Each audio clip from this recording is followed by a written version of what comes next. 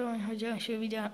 Dneska vás vítam a dneska si ukážeme tento kompakt Harmonie New Age, vlastne tento New Age line, tak tento kompakt som dostal na Vianoce a tento kompakt odporúčam, je dosť kvalitný, takže môžeme sa presunúť vlastne koľko má výstrojov a tak. Takže tento kompakt má 64 rán, 50 sekúnd ako dobu efektu, čo to bude strieľať a dokáže to vystreliť do 30 metrovej výšky. Fakt tento kompakt je úplne dobrý.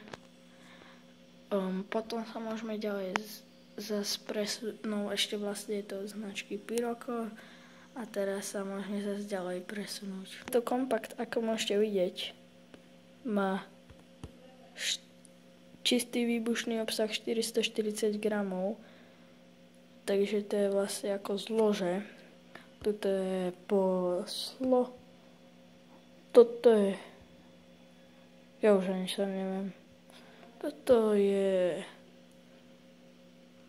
teraz asi po polsky, toto je po česky, nie. Toto je po česky, toto je po slovensky, toto je po, jak sa to volá, po polsky.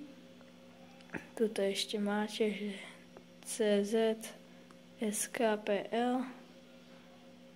To si môžete nasnímať toto, keď to chcete vidieť. Dobre. Vlastne dátum vyrobené to bolo 8.2015, ale neviem koľkatého, či februára, o akého. Takže tak, a teraz sa môžeme presunúť k čistému ohňostroju. Tento ohňostroj Harmonia fakt nie je žiadna čína, je to strašne moc dobrá kvalita. Vlastne už som ho aj otváral, tak toho otvoríme. Tuto môžete vidieť, že tu má tú zápalnicu, ktorou sa zapalujete. Kebyže mám zlyha pri niečom alebo čo, tak môžete použiť náhradnú zápalnicu a keď aj tá nepôjde, tak asi som, ja neviem čo. Vlastne ten kompakt, on by sa dal aj vybrať.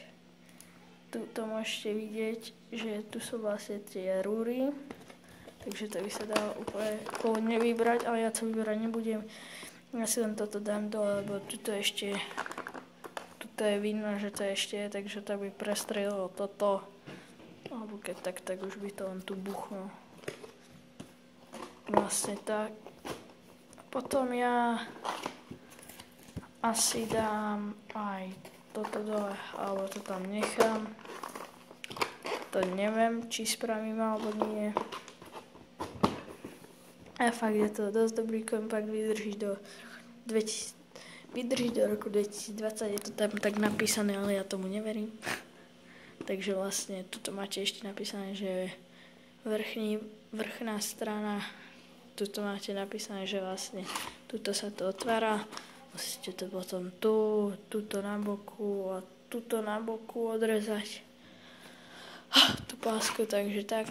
A to bolo všetko pre toto video. Ďakujem za pozornosť tohto videa, keď tak po prípade zanechajte like. Online môžete napísať nejaký koment, čo by som mohol, ďalej nejaké nápady mi môžete písať, alebo tak nejak, takže zatiaľ čus.